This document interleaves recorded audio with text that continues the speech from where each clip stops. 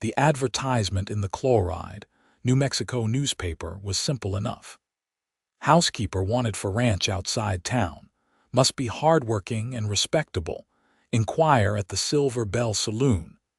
And Penelope Edwards held the clipping in her trembling fingers as she stood outside that very establishment on a scorching afternoon in July of 1882, wondering if desperation had finally driven her to madness. She had been in Chloride for 3 weeks, staying in a cramped boarding house room that ate through her meager savings like a prairie fire through dry grass. Boston felt like another lifetime now, though it had only been 2 months since she had buried her father and discovered that his debts far exceeded anything she could have imagined.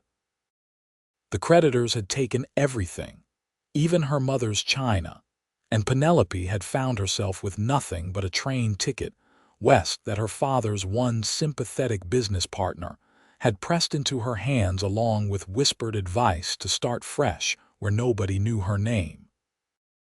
The Silver Bell Saloon was not the sort of place a respectable woman entered, but Penelope had learned quickly that the West operated under different rules than the strict social codes of Boston. She pushed through the doors, her worn brown traveling dress suddenly feeling too heavy in the dim, smoky interior. A piano played somewhere in the back, and several men turned to stare at her with varying degrees of surprise and interest. "I'm looking for information about the housekeeper position," she said to the bartender, a portly man with impressive mutton chops who was wiping down the bar with a rag that had seen better days. "That would be Hayes Lambert's place," the bartender said, looking her up and down with an expression that might have been concern or amusement. "You sure about that, miss? Hayes is not exactly what you would call sociable." "I'm quite sure," Penelope said, lifting her chin. "How do I find his ranch?" The bartender gave her directions, warning her that it was a 2-hour ride and that she had better hurry if she wanted to make it back before dark. Penelope thanked him and left quickly, ignoring the whispers that followed her out. She rented a horse from the livery with coins she could not afford to spare, and set out north along the dusty trail that wound through the scrubland toward the distant mountains. The landscape was so different from anything she had known in Massachusetts.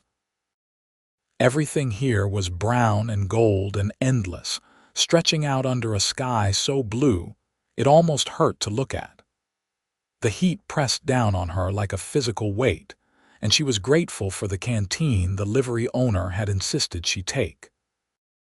She sipped the warm water sparingly as her horse plodded along the trail, trying not to think about what she would do if this Hayes Lambert decided not to hire her. The ranch appeared suddenly as she crested a small rise.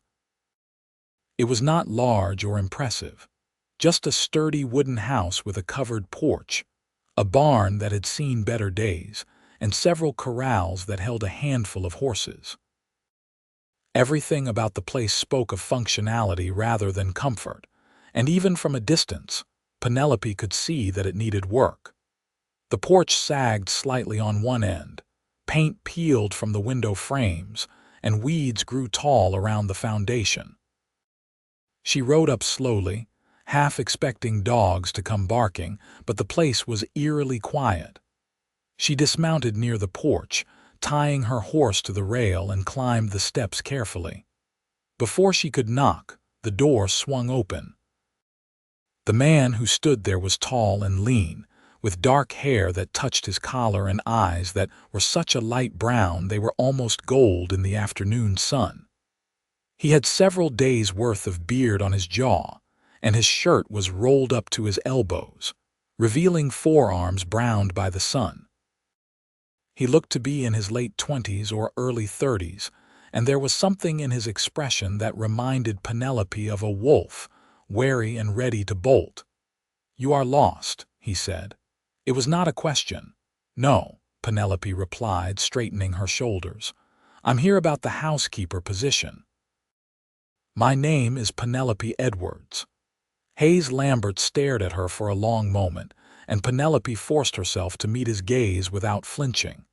She had learned in the past 2 months that showing weakness in the West was dangerous. "You have done housekeeping before?" he asked finally. "I managed my father's household for 5 years," Penelope said. It was true, though she left out the part about the 3 servants they had employed. She had learned to cook and clean since arriving in New Mexico, out of sheer necessity if nothing else. Hayes continued to study her, and Penelope found herself growing warm under his scrutiny.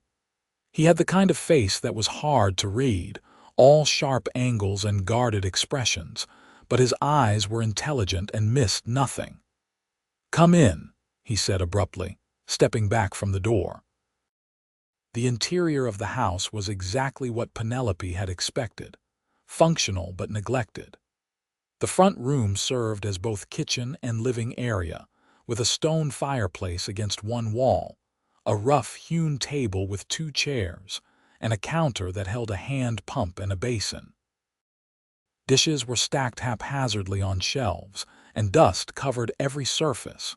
Through an open doorway, she could see what appeared to be a bedroom, the bed unmade and clothes piled on a chair. "I have lived alone for 2 years, Hayes said, following her gaze. "I keep things clean enough, but I spend most of my time with the horses, and the house has gotten away from me." "I can see that," Penelope said, then worried that she had been too blunt, but Hayes just nodded. "The position would include cooking, cleaning, laundry, and general upkeep of the house," he said. "I can pay $30 a month, plus room and board. There is a second bedroom in the back that you would have. I'm gone most days from dawn until evening working with the horses. I breed and train them for sale." $30 was more than Penelope had hoped for. "When would you need me to start?" "Tomorrow," Hayes said, "if you want the job." Penelope thought about her dwindling funds, the boarding house room that smelled of mildew and old tobacco, and the fact that she had no other prospects. "I'll take it."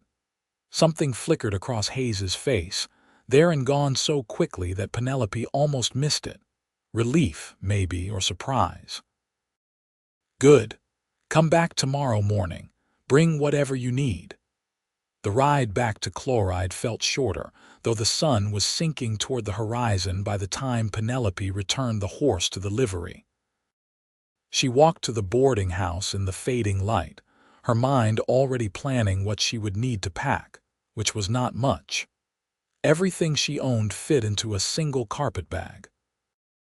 That night, lying in the narrow bed and listening to the sounds of the town through her thin walls, Penelope wondered what she had gotten herself into. Hayes Lambert was nothing like the men she had known in Boston. He was rough and guarded, and there was something almost wild about him, as though he had been living alone so long that he had forgotten how to be around people.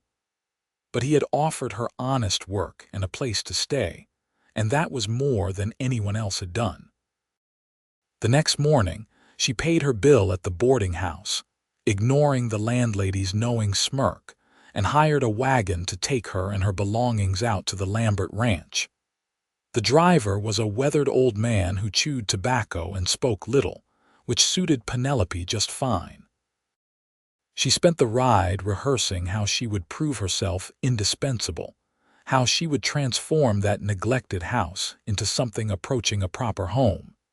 Hayes was in one of the corrals when she arrived, working with a young bay horse on a lead line. He looked up as the wagon pulled in, said something to the horse, and came walking over. He paid the driver and helped Penelope down, his hand warm and calloused when it briefly touched hers. "I will show you your room," he said, carrying her carpet bag toward the house. The room was small but clean, with a narrow bed, a chest of drawers, and a window that looked out toward the mountains. It was sparse, but it was hers, and Penelope felt something tight in her chest loosen slightly. "Thank you," she said. Hayes nodded and left her to settle in. Penelope unpacked her few belongings, changed into her oldest dress, and tied a scarf over her hair. Then she went out into the main room and assessed the work that needed to be done. It took her most of the day just to clean the kitchen properly. She hauled water from the pump, heated it over the fire, and scrubbed every surface until her hands were red and aching. She washed the dishes that had accumulated, swept the floors, and beat the dust from the rag rug that lay before the fireplace.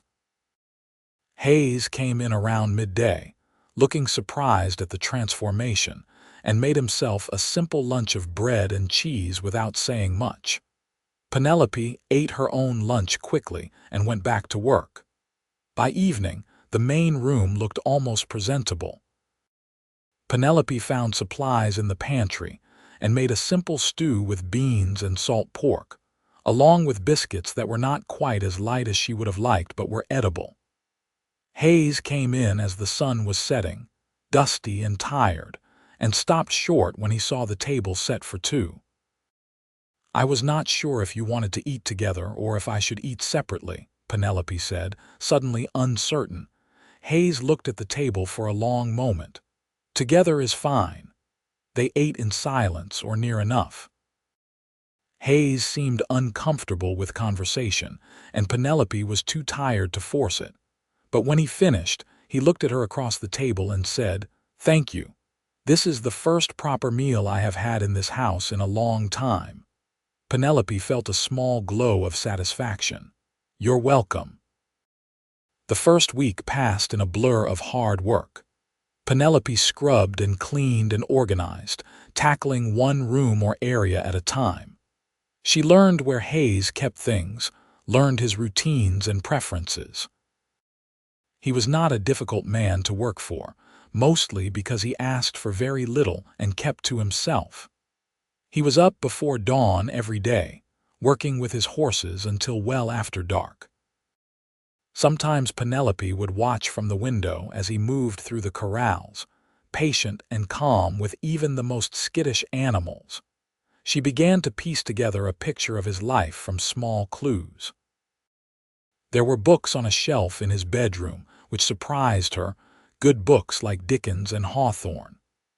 There was a photograph on the mantel of a family, a stern-faced couple and 3 children, though Hayes never mentioned them and Penelope did not ask. There were scars on his hands and forearms, the kind that came from years of working with ropes and horses and hard labor. By the second week, they had fallen into a routine. Hayes would come in for breakfast, which Penelope would have ready just after dawn. He would eat quickly, thank her, and head back out to the corrals. She would spend the day maintaining the house, doing laundry, tending the small vegetable garden she had discovered behind the house, and preparing dinner. Hayes would come in as the sun set, wash up at the pump outside, and eat the meal she had prepared. Sometimes he would say a few words about his day, about a horse he was training or a problem he was working through. Mostly, though, they ate in comfortable silence. Penelope found that she did not mind the quiet. After the chaos of Boston and the unsettling weeks of travel and uncertainty, there was something peaceful about the rhythm of life on the ranch. She was too busy to dwell on what she had lost, and too tired at the end of each day to do anything but fall into bed and sleep dreamlessly. It was during the 3rd week that things began to shift in small, almost imperceptible ways. Hayes started lingering over breakfast, asking Penelope questions about where she came from and how she had ended up in chloride. She told him the truth, or most of it, about her father's death and the debts and the need to start over. Hayes listened without judgment, his strange golden eyes thoughtful. "That must have been hard," he said when she finished. "Losing everything like that." "It was," Penelope admitted. "But I'm learning that the West is a good place for starting over." Hayes nodded slowly. Yes, it is." She wanted to ask him what he was starting over from, but something in his expression stopped her. Instead, she refilled his coffee and changed the subject, asking about the horses he was training.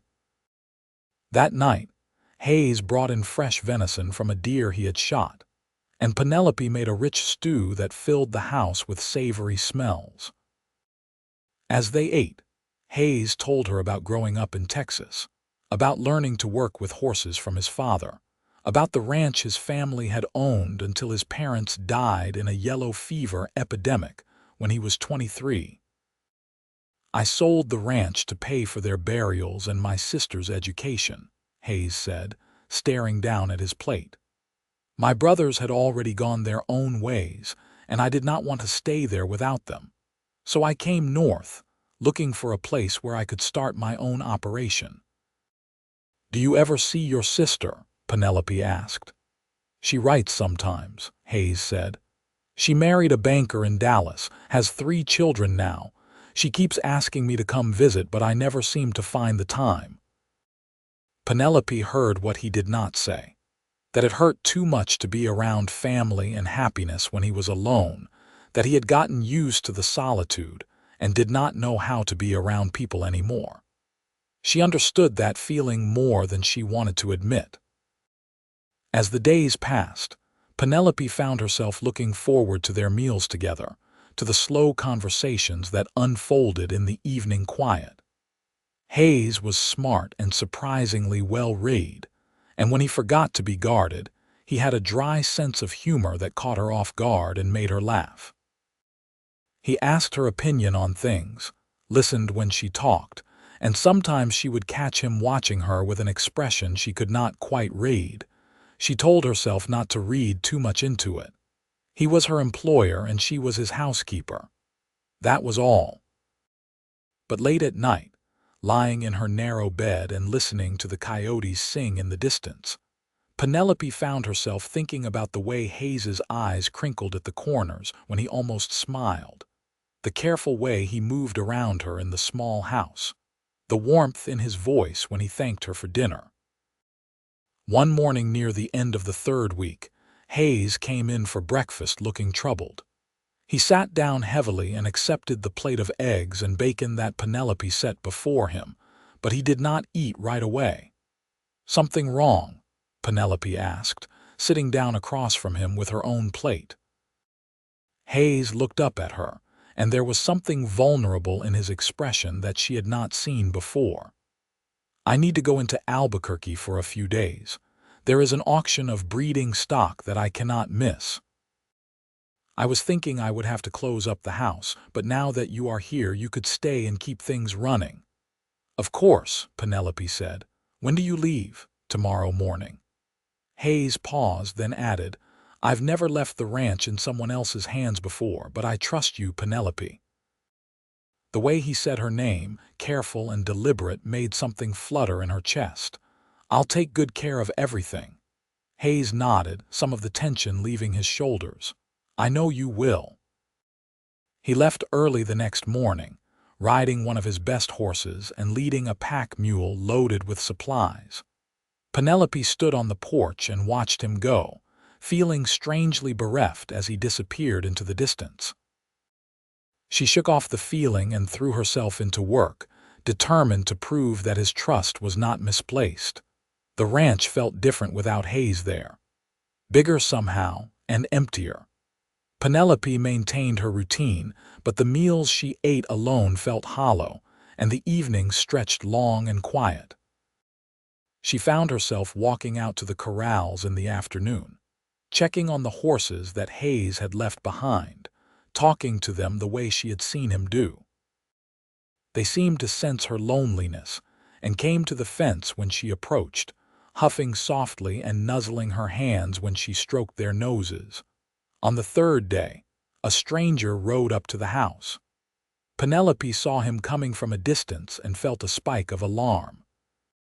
She had seen enough men like him in Chloride to recognize trouble, too well dressed for an honest cowhand, with a gun slung low on his hip and eyes that moved constantly, taking in everything. "Afternoon, madam," he said, tipping his hat in a mockery of politeness. "I'm looking for Hayes Lambert." "He is not here," Penelope said, staying on the porch and keeping her voice steady. "He's gone to Albuquerque, won't be back for a few days." The man's eyes narrowed slightly. "That's so, and who might you be?" "His housekeeper," Penelope said. "Can I give him a message?"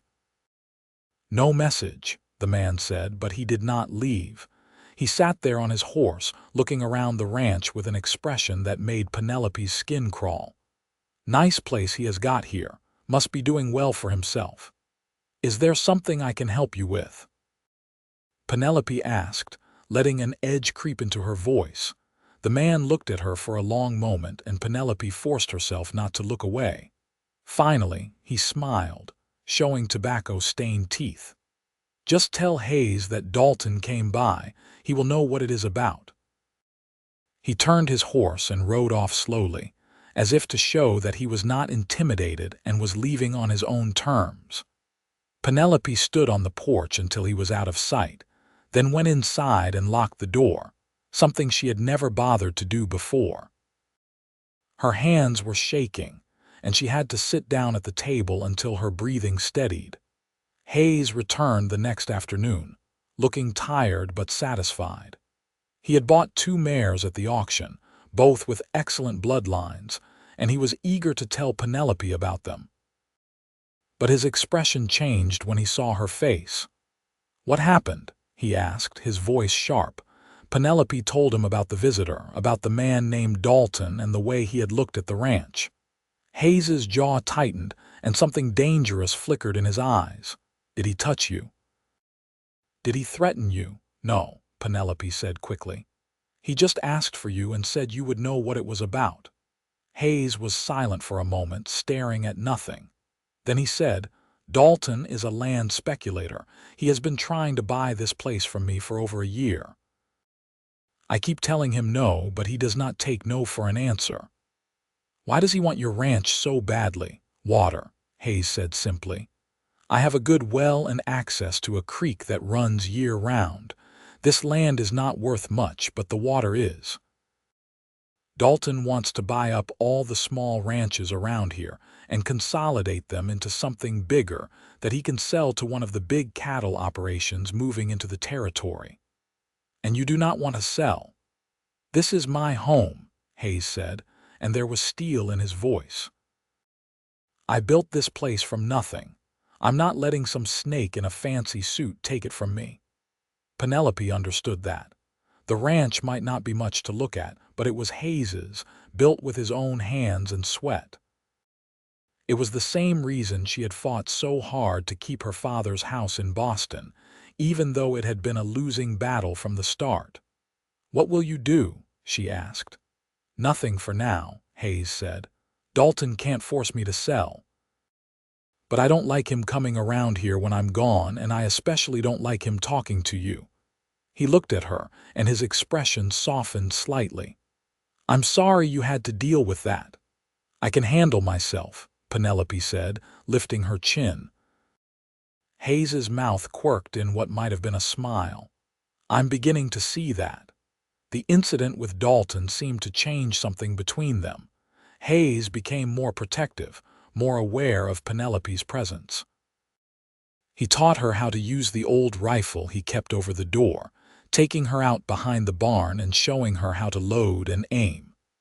Penelope had never held a gun before, and the kick when she fired the first time nearly knocked her over. But Hayes was patient, standing behind her and adjusting her stance, his hands warm on her shoulders as he guided her aim. "You're flinching before you pull the trigger," he said, his voice low and close to her ear. "Trust the gun. It won't hurt you if you hold it right." Penelope tried again, and this time when she fired, the bottle Hayes had set up on a fence post exploded in a spray of glass. She laughed in surprise and triumph, and when she turned around, Hayes was smiling at her, a real genuine smile that transformed his whole face. "Good shot," he said. They stood there for a moment, closer than they had ever been, and Penelope could see the exact moment when Hayes became aware of it too. His smile faded, replaced by something more complicated, and he stepped back, putting careful distance between them. "We should get back to the house," he said, his voice gruff. Penelope felt the loss of his warmth like a physical thing, but she nodded and followed him back. That night at dinner, Hayes was quiet again, almost brooding, and Penelope did not know how to bridge the gap that had opened between them. The summer wore on, blazing hot and dry. Penelope fell into the rhythms of ranch life so completely that she could hardly remember what her life in Boston had been like. She woke with the sun, made breakfast, spent her days keeping the house and tending to the endless small tasks that came with living in such an isolated place. She learned to make bread that rose properly in the heat, to preserve vegetables from the garden, to mend Hayes's shirts when they tore on barbed wire or rough wood. Hayes continued to work with his horses, breaking and training them with a patience and skill that Penelope found fascinating. Sometimes on hot afternoons, she would sit on the porch with mending in her lap and watch him work, marveling at the way he seemed to communicate with the animals without words, moving with them like a dance. They talked more now, long conversations over dinner about everything and nothing. Hayes told her about the land, about the history of the territory and the Apache, and the miners who had flooded into chloride when silver was discovered in the Black Range. Penelope told him about Boston, about the ocean and the seasons and the life she had left behind. She found herself sharing things she had never told anyone, about how lonely she had been even before her father died, about the suffocating expectations of society women, and the feeling that she would never quite fit the mold that had been prepared for her. "You fit here," Hayes said one evening, looking at her across the table with those strange light eyes. "You fit better than anyone I have ever known." Penelope did not know what to say to that, so she just smiled and cleared the dishes, her heart beating too fast. It was near the end of August, almost exactly 3 months since she had arrived at the ranch, when Hayes came in from working late one evening and found Penelope sitting on the porch, staring out at the sunset. He sat down beside her without a word, and they watched the sky turn from gold to pink to deep purple. "I can't imagine this place without you anymore," Hayes said suddenly, his voice so quiet that Penelope almost missed it. "These past 3 months, you have changed everything. The house feels like a home now. I feel like I have woken up from a long sleep."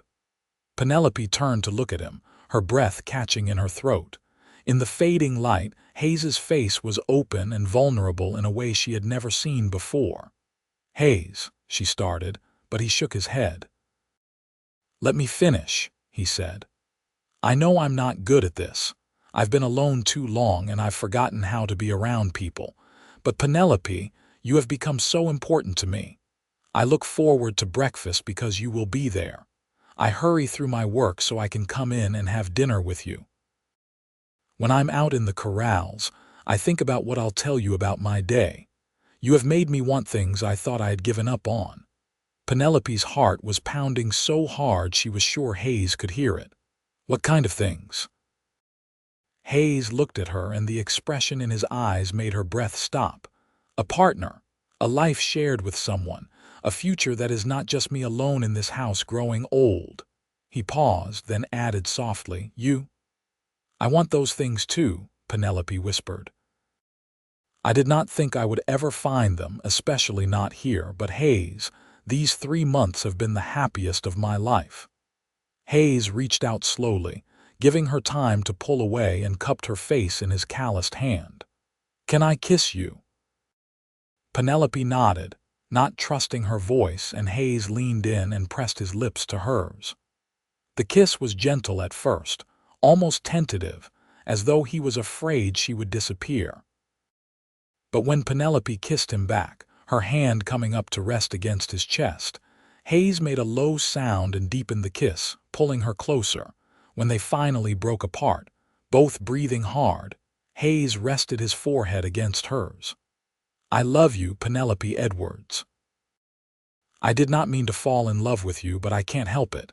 You have become everything to me." "I love you too," Penelope said, and saying the words felt like coming home. I think I have been falling in love with you since that first day, watching you with your horses, seeing the man you are underneath all that careful distance. Hayes kissed her again, and then again, as if he could not quite believe she was real.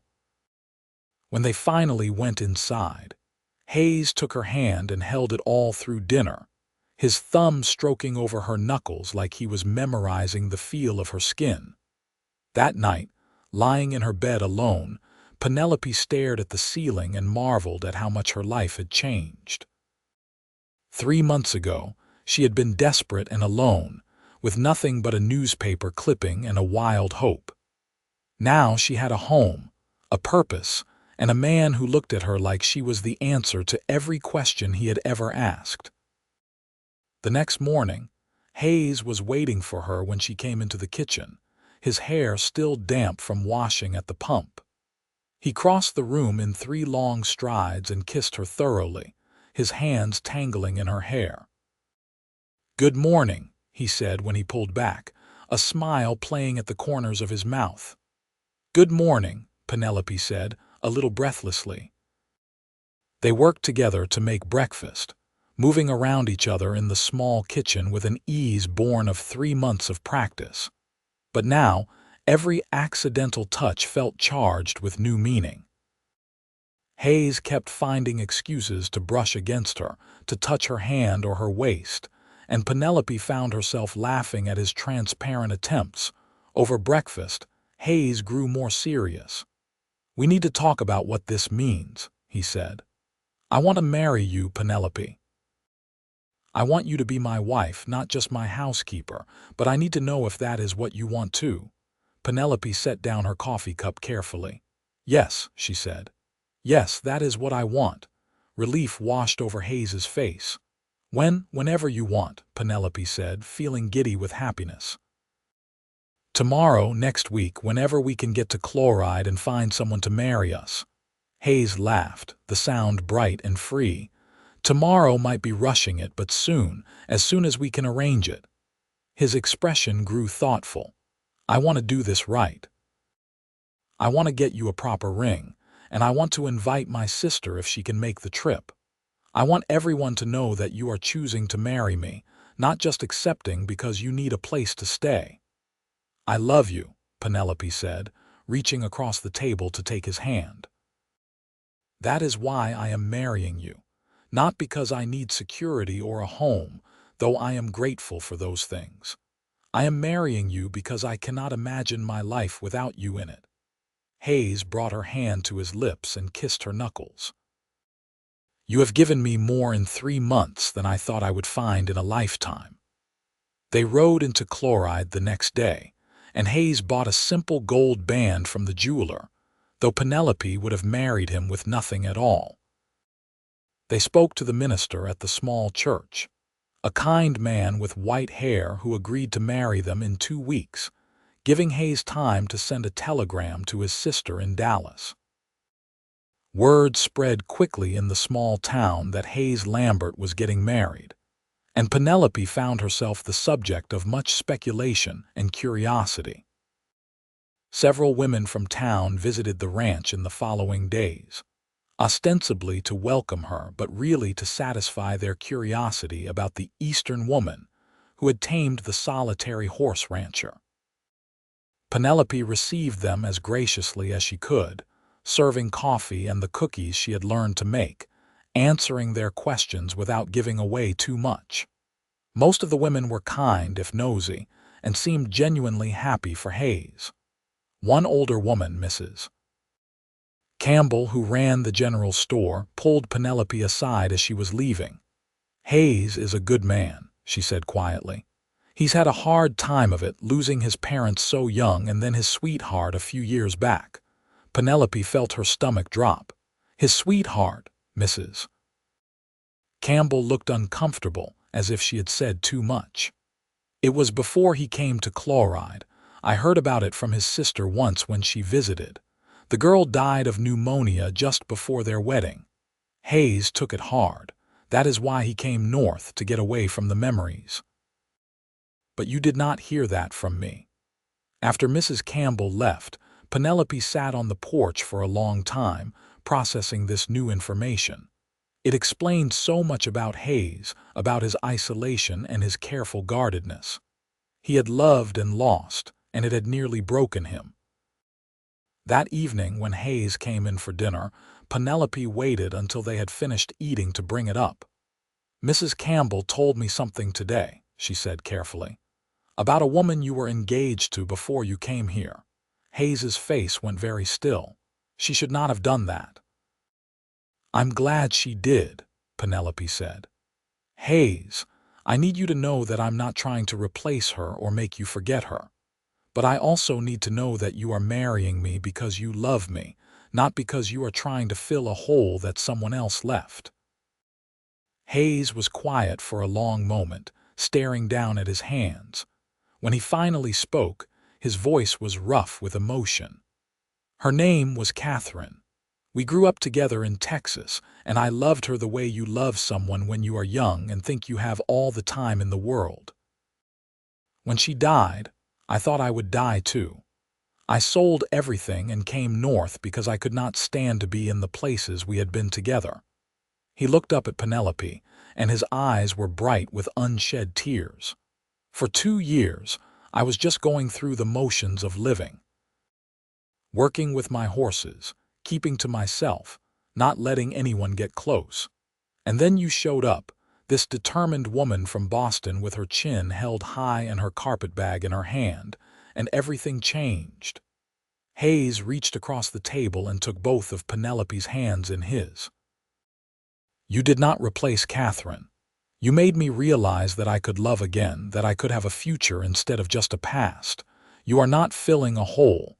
You are creating something entirely new." Penelope felt tears sliding down her cheeks. "I needed to hear that." "I should have told you myself," Hayes said. "I'm sorry. I'm still learning how to open up, how to trust someone with the hard parts." "We will learn together," Penelope said. Hayes's sister arrived 2 days before the wedding, traveling by train from Dallas with her husband and 3 children. Julia Lambert Morrison was a pretty woman in her early 20s with Hayes's same light eyes and a warm smile. She embraced Penelope like a sister as soon as she stepped down from the wagon Hayes had hired to bring them from the train station. "I cannot believe my stubborn brother is finally getting married," Julia said, laughing and crying at the same time. "I had given up hope that he would ever let anyone close to him again." Julia's husband, Robert, was a quiet man with kind eyes who shook Hayes's hand warmly and congratulated him. Their children, 2 boys and a girl ranging from 3 to 7, were shy at first but quickly warmed up when Hayes showed them the horses. Having the house full of people was chaotic but joyful. Julia insisted on helping Penelope prepare for the wedding, and the 2 women spent hours talking and laughing as they worked on Penelope's dress, a simple but elegant cream-colored gown that Julia had brought from Dallas as a gift. "Hayes wrote to me about you," Julia confided one evening when the men had taken the children outside. "He tried to sound casual, just mentioning that he had hired a housekeeper, but I could read between the lines. He wrote about how you had transformed the house, how you had a sharp sense of humor, how you were not afraid of hard work. I knew then that he was falling in love with you." "I did not expect any of this," Penelope admitted. "I came out here just looking for work, a way to survive. I never thought I would find a home or love." "That is usually how it works," Julia said, smiling. "The best things happen when you are not looking for them." The wedding day dawned clear and bright, the sky an endless blue dome overhead. Penelope dressed carefully in the cream gown, her dark hair swept up in a simple style that Julia had helped her with. She looked at herself in the small mirror in her room and hardly recognized the woman staring back. She looked happy, she realized. Truly, deeply happy in a way she had never been in Boston. The ceremony was held in the small church in Chloride, with half the town in attendance. Hayes stood at the altar in a new suit that actually fit him properly, his hair neatly combed, looking both nervous and excited. When Penelope walked down the aisle on Robert's arm, since she had no father or male relative to perform the duty, Hayes's face lit up with such love and joy that Penelope felt her eyes fill with tears. The minister kept the ceremony simple and heartfelt. When it came time for the vows, Hayes took Penelope's hands and spoke clearly, his voice carrying through the church. I, Hayes Lambert, take you, Penelope Edwards, to be my wife. I promise to love you, honor you, and build a life with you. You have brought light back into my world, and I will spend the rest of my days trying to do the same for you. Penelope had to blink back tears as she repeated her own vows. I, Penelope Edwards, take you, Hayes Lambert, to be my husband. I promise to love you, honor you, and stand beside you. You have given me a home and a future, and I will love you for the rest of my life. When the minister pronounced them husband and wife, Hayes kissed her with such tenderness that the whole church erupted in applause and cheers. Penelope laughed against his lips, and Hayes smiled, that rare, beautiful smile that she had come to treasure. The reception was held at the Silver Bell Saloon, which had been cleaned and decorated for the occasion. There was food and music and dancing, and Penelope found herself swept into celebration after celebration, congratulated by people she barely knew but who all seemed genuinely happy for them. Hayes kept her close the whole evening, his arm around her waist, introducing her as my wife with a pride that made her heart swell. She danced with him, with Robert, with several of the local ranchers who insisted on a turn with the bride. But it was Hayes she kept coming back to, Hayes whose eyes she sought across the crowded room, Hayes who made her feel like she was the only woman in the world. As the evening wound down and guests began to depart, Julia pulled Penelope aside for a private moment. "Thank you," she said, her eyes bright with emotion. "Thank you for loving my brother and for bringing him back to life. I have not seen him this happy since before Catherine died. You have given him back his future." "He has given me mine as well," Penelope said, hugging her sister-in-law tightly.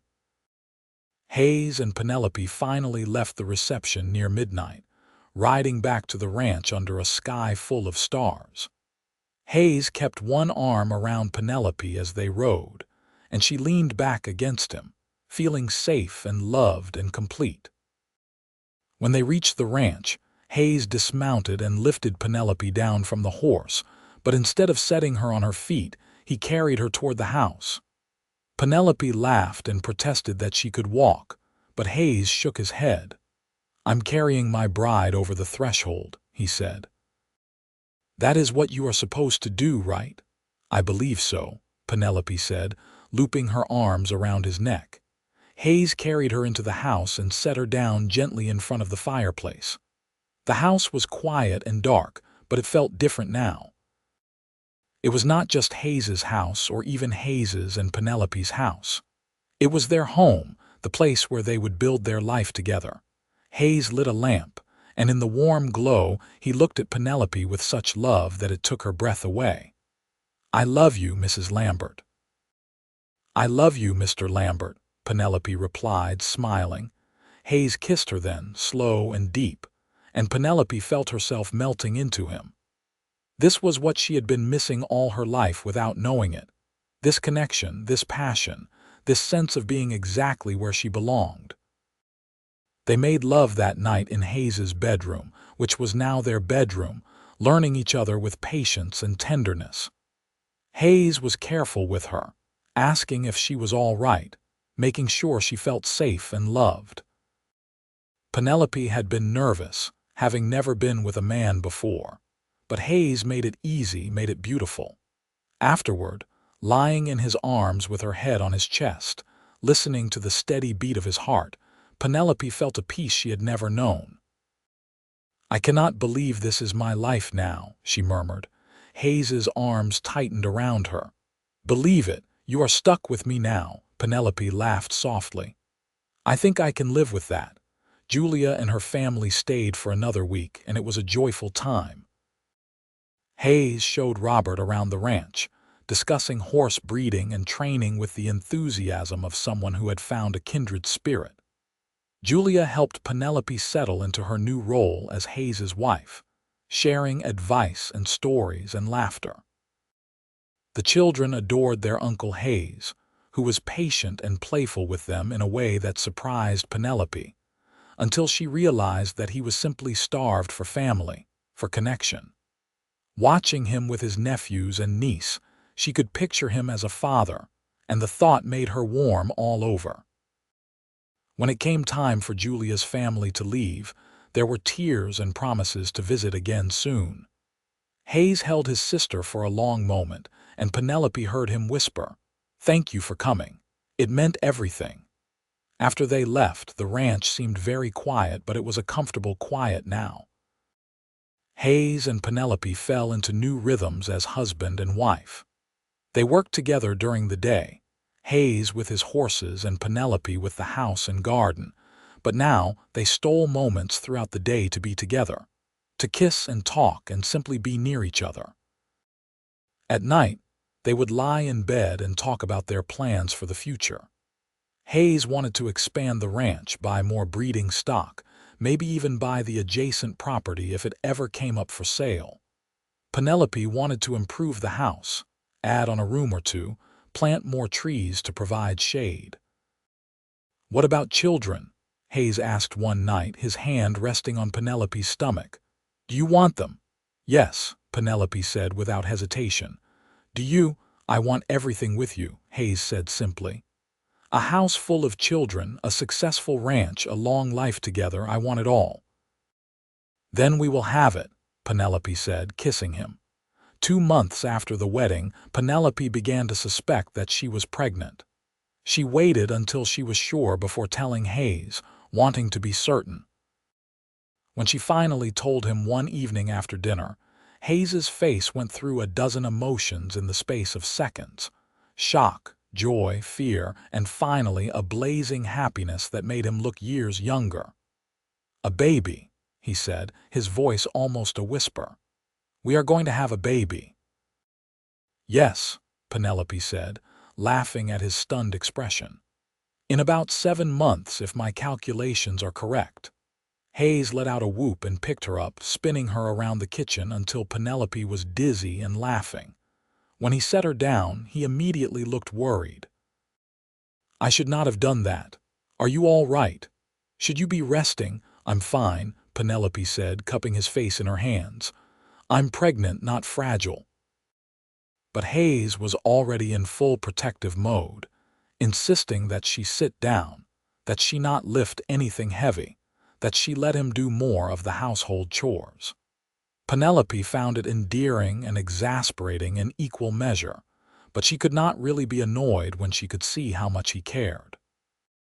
The pregnancy progressed smoothly. Penelope felt tired in the first few months, but otherwise well. Hayes was attentive to the point of being overbearing, and Penelope finally had to sit him down and tell him that she needed him to trust her to know her own limits. "I know you are worried," she said gently, "but you have to let me live my life. I promise I will tell you if something is wrong." Hayes nodded, looking chastened. "I'm sorry. I just keep thinking about Catherine and how quickly I lost her. The thought of losing you is unbearable." "You are not going to lose me," Penelope said firmly. "I am healthy and strong, and women have been having babies since the beginning of time. We will be fine." As winter settled over New Mexico, Penelope's belly grew round and heavy.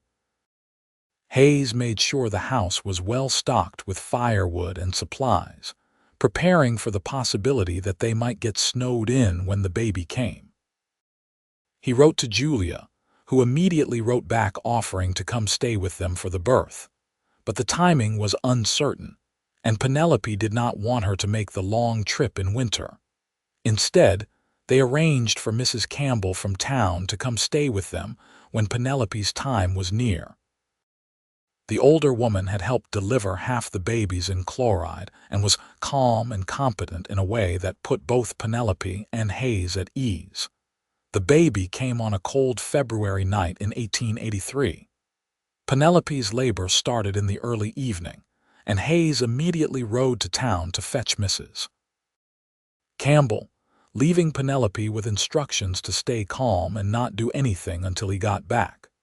Penelope had to laugh at his panic, even as she breathed through the first contractions. Mrs. Campbell arrived within 2 hours and took charge with brisk efficiency. She shooed Hayes out of the bedroom, telling him to boil water and stay out of the way. Hayes looked torn between wanting to be with Penelope and being terrified of the whole process. "It is all right," Penelope told him, squeezing his hand during a contraction. "I will be fine. Mrs. Campbell knows what she is doing." The labor was long and difficult, lasting through the night and into the next morning. Hayes paced the main room like a caged animal, jumping at every sound from the bedroom. Mrs. Campbell came out periodically to give him updates and reassure him that everything was progressing normally. But Hayes only seemed to relax slightly before working himself up again.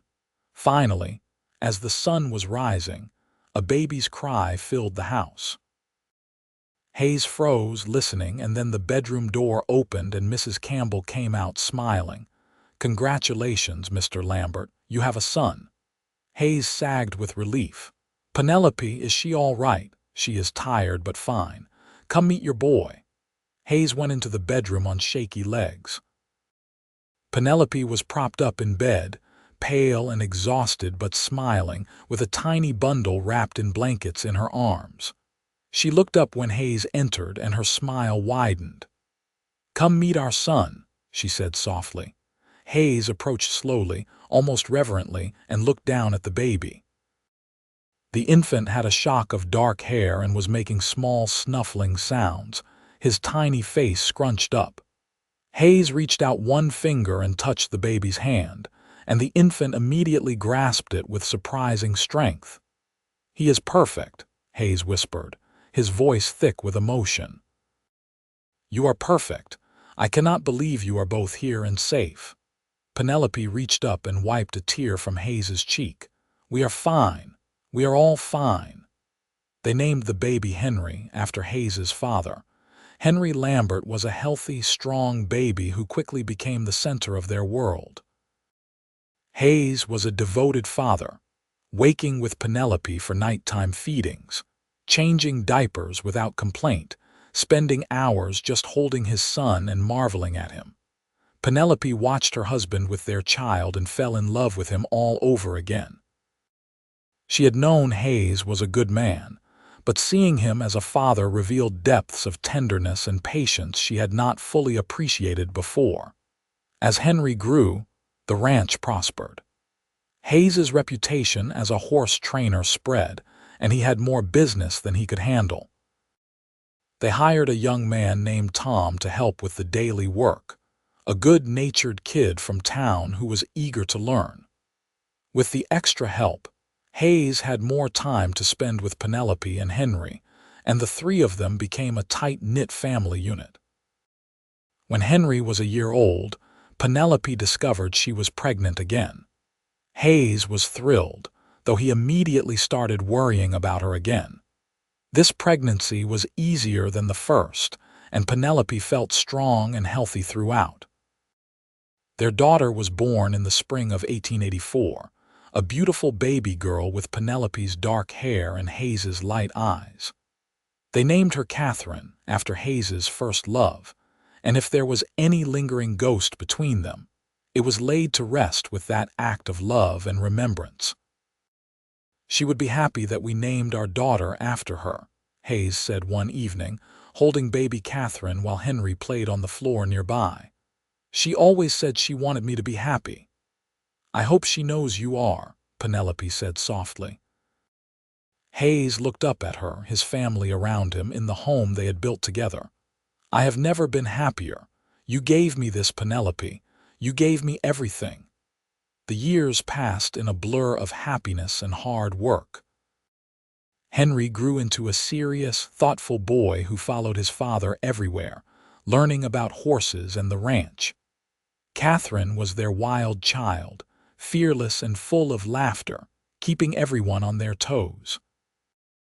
They had a third child 2 years later, another boy they named Robert after Julia's husband, who had become a good friend to Hayes.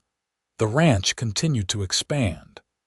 Hayes bought the adjacent property when it came up for sale, doubling their land.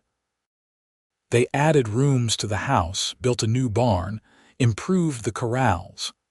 Penelope's garden flourished, providing vegetables for their table and extras to sell in town. They were not wealthy, but they were comfortable, and more importantly, they were happy. Julia visited every year with her growing family, and Hayes and Penelope made the trip to Dallas twice, though Hayes always seemed eager to get back to his ranch.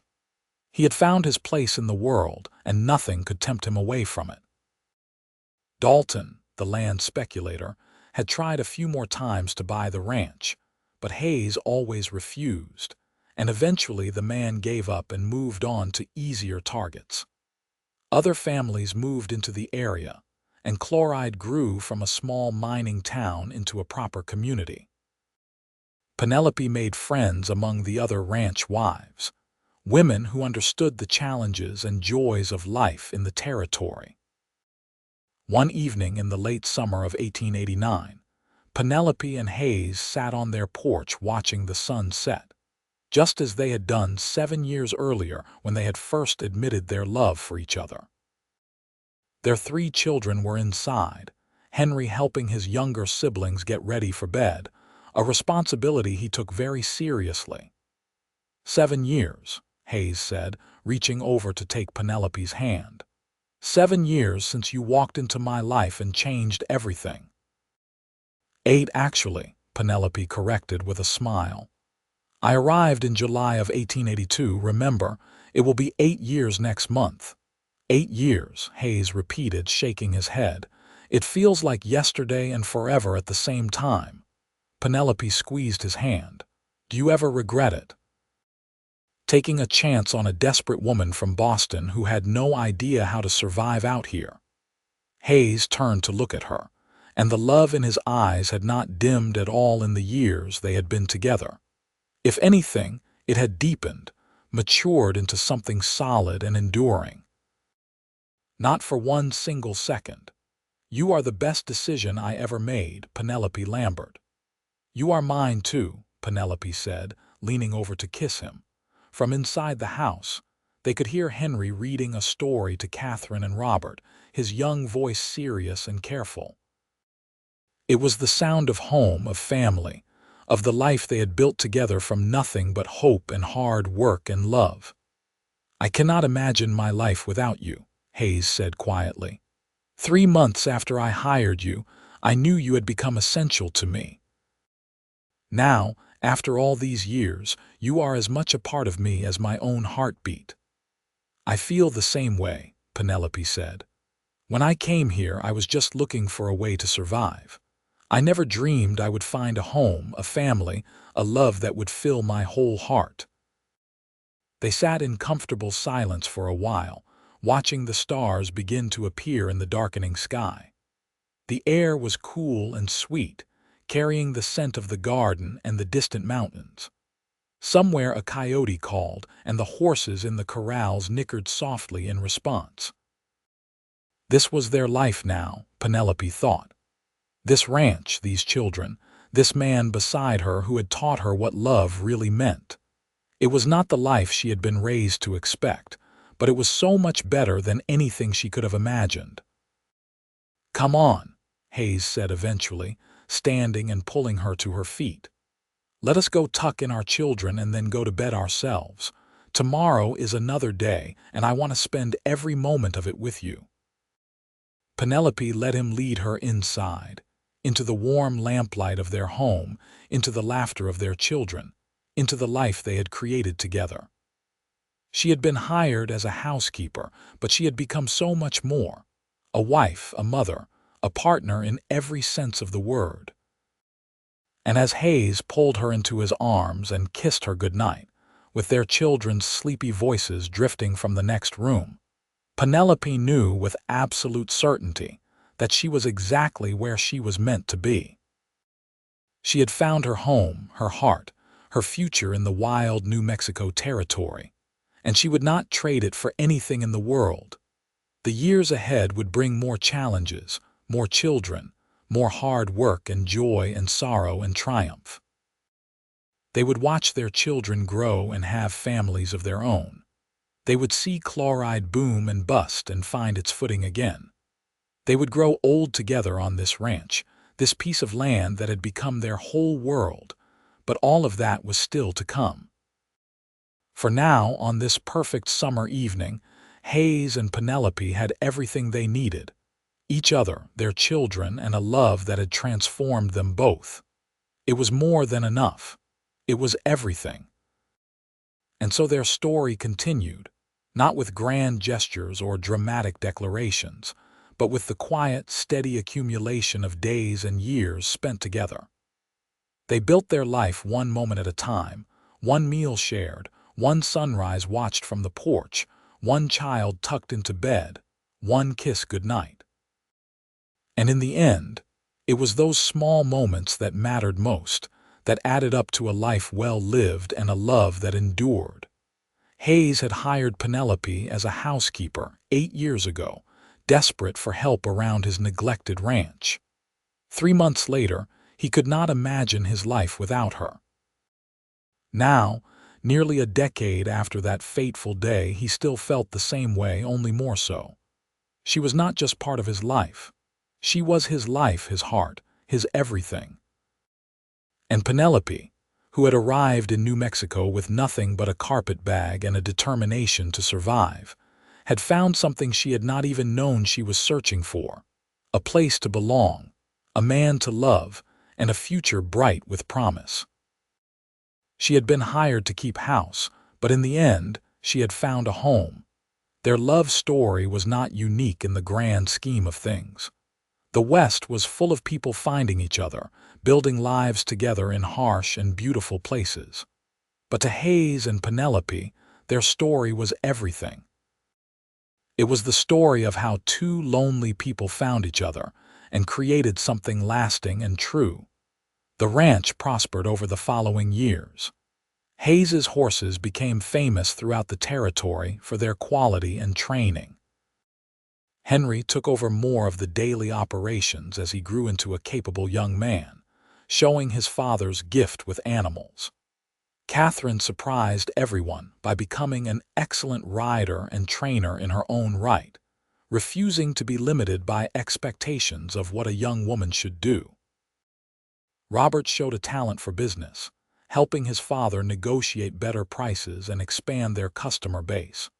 When Henry was 17, he told his parents he wanted to go to college, to study veterinary medicine so he could come back and help with the ranch in a new way. Hayes and Penelope were surprised but supportive, proud that their son wanted to pursue education. Catherine announced that she wanted to stay and work the ranch, and Robert declared his intention to open a business in chloride that would supply ranchers throughout the region. "We raised them well," Hayes said one night after the children had shared their plans. "They know what they want, and they are not afraid to go after it."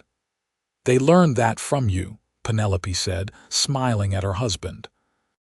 "You taught them that it is never too late to start over, to build something new, to follow your dreams." Hayes pulled her close. "We taught them together.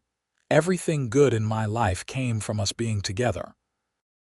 As their children grew and started lives of their own, Hayes and Penelope found themselves with more time alone together. They rediscovered the quiet rhythms that had characterized their early days: the long talks over dinner, the evenings on the porch watching the sunset. But now those moments were enriched by decades of shared history, of inside jokes and remembered moments, of a love that had been tested and proven strong. On their 20th wedding anniversary in 1903, Hayes surprised Penelope with a trip to Santa Fe. They spent a week staying in a fine hotel, eating in restaurants and exploring the city like newlyweds. It was a different kind of adventure than their daily life on the ranch, but no less special. "You ever miss Boston?" Hayes asked one evening as they walked through the plaza, the sunset painting everything gold. Penelope thought about it honestly. "I miss some things about it, I suppose. The theater, the libraries, the ocean. But I do not miss the life I had there, the person I was. That woman was lost, Hayes. You helped me find myself." "You helped me find myself too," Hayes said. "Before you, I was just going through the motions. You gave me a reason to live again." They stopped walking, and Hayes took both of Penelope's hands in his. They were both in their 50s now, their hair showing silver, their faces marked by years of sun and hard work. But when Penelope looked at Hayes, she still saw the man who had stood on his porch that first day, wary and guarded but willing to take a chance. And when Hayes looked at Penelope, he still saw the determined woman who had refused to give up, who had transformed his house and his heart. "I love you," Hayes said. "I have loved you for 20 years, and I will love you for however many more we have." "I love you too," Penelope said. "You are still the best decision I ever made." They kissed there in the plaza, two middle-aged ranchers from Chloride, and it felt just as magical as their first kiss had been 2 decades earlier. The years continued to pass, marked by the usual milestones of life. Henry graduated from college and returned to the ranch, bringing with him a lovely young woman named Sarah, who became like another daughter to Hayes and Penelope. Catherine married a neighboring rancher, a good man who respected her independence and worked beside her as an equal partner.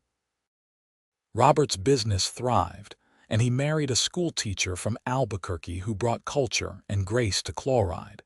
Hayes and Penelope became grandparents, and then grandparents many times over. Their house filled regularly with children and grandchildren, with noise and laughter and chaos. Hayes proved to be a patient and playful grandfather, teaching the new generation about horses just as he had taught his own children. Penelope delighted in spoiling her grandchildren and then sending them home to their parents. As they entered their 60s, Hayes and Penelope began to slow down. They turned over more of the ranch operations to Henry and his family, though Hayes could not quite bring himself to stop working with the horses entirely. Penelope's garden remained her pride and joy, and she spent hours tending it, finding peace in the simple act of nurturing growing things. One spring morning in 1915, 33 years after they had first met, Penelope found Hayes sitting on the porch, looking out at the land they had built their life on. She sat down beside him, and he automatically reached for her hand. "I was just thinking," Hayes said, "about that first day you came here. I almost did not hire you, you know. I had gotten so used to being alone that the thought of having someone in the house terrified me." "What made you change your mind?" Penelope asked, though she had heard this story before. She never tired of hearing it. "Your eyes," Hayes said. "You looked at me with such determination, such strength.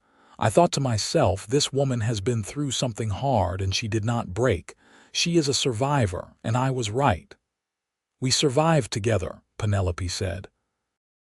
"That is the secret, I think. We did not try to do it alone." Hayes nodded. 3 months after you arrived, I could not imagine life without you.